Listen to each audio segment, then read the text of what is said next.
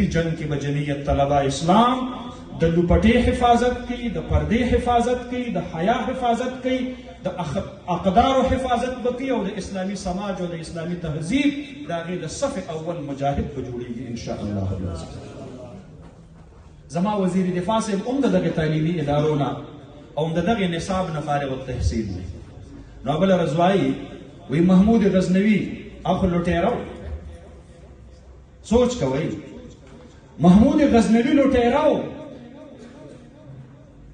او د دې نه مخکې ویلو وی هغه بل ویلو هغه پی ټی آی کې فواد چودھری وی محمد ابن قاسم چې کوم نه هغه ډاکو. تاسو ته خبره یاد ده کو نه ده؟ محمد ابن قاسم مجاہد وہ، محمود غزنوی مجاہد وہ، شہاب الدین غوری مجاہد وہ، احمد شاہ ابدالی مجاہد وہ. دا د مجاہدینو نمونه دی. زما د پاره رول ماډل دا هغه خلق دی.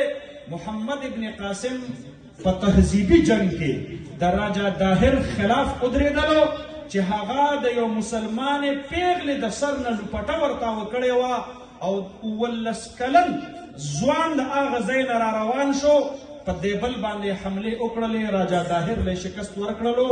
د یو مسلمان پیغلې د لپټې په دفاع کې الله رب العالمین دې خطې ته اسلام نصیب کو.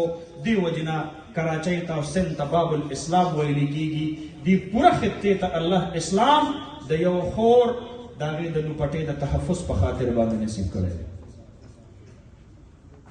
مونږ د پاره رول ماډل خپل اکابر دي، خپل بزرګان دي. د دوی مایند سیټ دغه جوړ دی چې محمود غزنوی لوټیرا، احمد شاه ابدالي لوټیرا، شهاب الدین غوری لوټیرا، محمد ابن قاسم لوټیرا.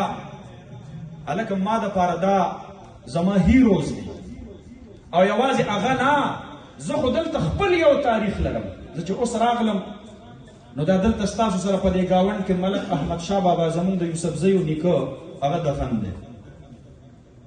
احمد شاه بابا داغه تاریخ او بیا د هغه نه وروستو چې په دې خاوره د فرنګیانو خلاف کم جهادونه شوي دي. زه خو په دعوې سره دا خبره کوم الحمدلله.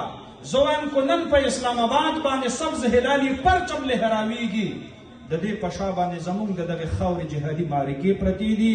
که مونږ نیکانو زمونږ مشرانو په دې چکدره فورټ باندې چې کله جنګ و، زما خپل بابا زما د والد صاحب د هغې د والد صاحب تره قاضي عبدالحمید صاحب هغوی د چکدرې فورټ د 1899 په جهاد کې په خپله بنفس نفیس دلته شریک و او والد صاحب مې راته څلور هغه قبرونه په خپل کلي کې په ګوته کړي دي کوم چې زما د بابا سره په دغه غزا کې شهیدان شوي وو. زه وایم کو دا شیخ الهند تحریک سپایان نه وی، کو د علماو د جمعیت علما اتلان نه وی، د اسلام آباد واکمنو نن به په اسلام آباد په کرسو باندې ارت تاسو هم نه وی ناست. نن به تاسو د سبز هلالي پرچم په ځای باندې د برطانیي یونین جیک جنډو ته هغې ته به م سلوټونه کول او هغې ته به ودرېدلی. تاسو چې نن په یو آزاد براینام دی بېشکه، خو بیا هم یو ریاست دی، هغه ملک کې پاتې کېږئ. دعا غواړئ د ملکن هغې ظلمو ته چا چې په چکدره کې د فرنګیانو خلاف غزاګانې کړې وې. دعا کوئ هغې ظلمو ته چا چې په 1832 کې په بالاکوټ کې خپلې ککرۍ قربان کړې وې. دعا کوئ چا چې د شیدو معرکې لړاو کړي دي، چا چې د تورو مایارو معرکې لړاو کړي دي، چا چې د امبېلې غزا لړاو کړې ده، هغه تورمزو باباجي صاحب.